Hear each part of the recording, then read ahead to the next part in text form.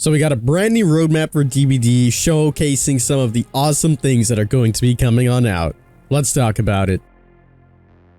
Kings and queens, welcome back to the channel. I hope you're all having a fantastic day. We're back. We're on a little bit of a hiatus, but we are back doing our thing. Hope you guys have been well. I am feeling much better. As you guys know, I've been sick. I went over to Orlando to have a little bit of a vacation as well. And shout out my boy Casanova. Went over to have some dinner and ran into him, which was completely awesome. First time having a genuine fan recognize me in person, so that was really cool. So shout out to my boy. Anyways, let's go ahead and talk about this Dead by Daylight Year 7 roadmap.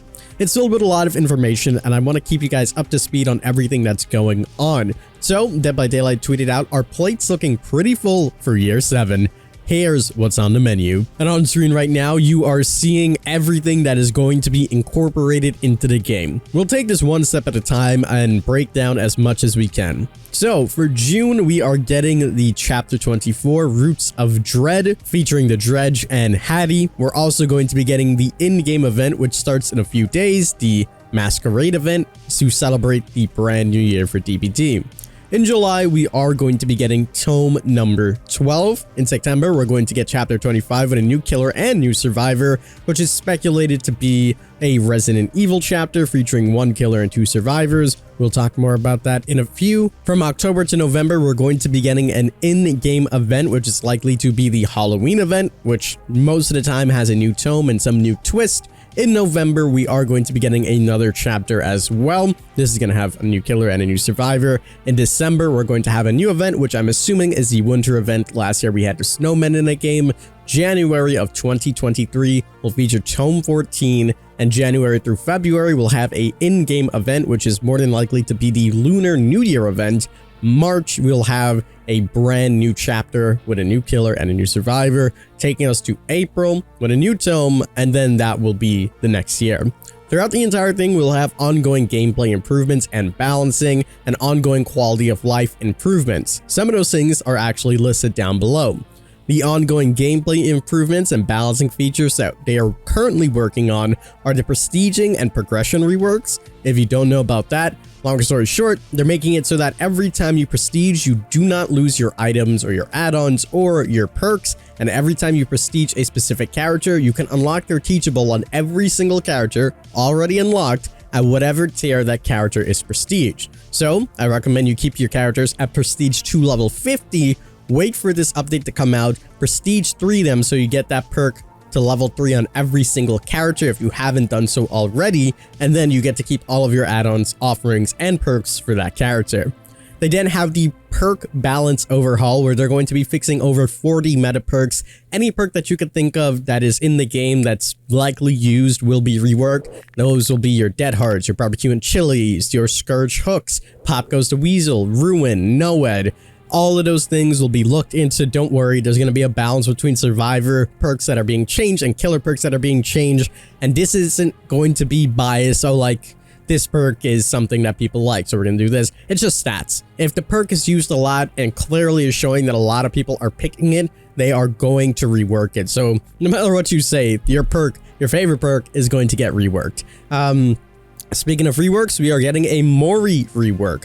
Now, Moris are going to be implemented more so into the game. From what they told us, Moris will now work like this. At the end of the trial, when there's 1 survivor remaining, if you knock that person down, it will automatically go into the Mori animation. You'll then Mori the person and the game will be over. So if the person is on a hook and then you knock somebody down, the game will automatically end. The last survivor to go down, the game will automatically end as soon as that happens. Here are the ongoing quality of life improvements that they are going to be incorporating. These are the fun ones, things that are just going to make the game feel a lot more nicer and fun. We have the preset loadouts, which we already can see. If you go into your loadouts, you'll have a tab that says 1, 2, and 3. And you can basically select your perks, select your add-ons, select your charms, your cosmetics, all preset so you can quickly change out to whatever you like. We have a main menu visual update, which it's growing on me. I'm not the biggest fan of it. It's all right, but it does clean up the HUD a lot more and if they ever decide to incorporate more things, we can see it there. We have matchmaking incentive, which is self-explanatory. If one set of the queue is not having enough players, there'll be an incentive to play on that section. So if a lot of people are not playing killer at a certain point in time, they'll offer 10 to 20% more blood points if you play killer, and so on and so forth. So we'll see how that one works. We then have the archive changes. They're going to be making it so that you can select up to 2 challenges for killer and survivor, and it automatically progresses. And you can also edit this while in lobby, so you don't have to unready to go back to it, etc., which is quite nice. Hopefully in the future they add more things like a progress tracker where you can see it. I don't remember everything off the top of my head, but it's going to be pretty cool. They are also going to be incorporating a streamer mode. I'm very thankful for that, as I'm a streamer myself. So this is going to protect a lot of people from getting hacked or stream sniped, etc. And if you're just playing a regular game and you don't want to deal with toxic people in endgame chat or seeing their names or anything like that, you can just completely get rid of it. We also have the wiggle escape system. As you know, the wiggling where you can press the spacebar and get skill checks rather than spamming 2 buttons will be incorporated fully. They have game flow improvements, which is just your standard, fixing of games, and then bots in custom matches, meaning that you'll be able to play by yourself with a bot in any match of DBD, which is quite nice. Great for cinematics. And there you go. That is your Year 7 roadmap. I did say I wanted to touch on Chapter 25 since it is the next upcoming chapter. It is noted that there is a new survivor and a new killer. If you've seen some of the leaks that have been going on, and from the information that DBD provided, it is likely that we are going to get 2 survivors with this chapter. So a lot of people were questioning if this is still going to happen, as it says 1 survivor and not 2. My thinking is that Dead by Daylight don't want to spoil it and still want to give people some optimistic hope that it could be a different chapter or something else along the way can happen.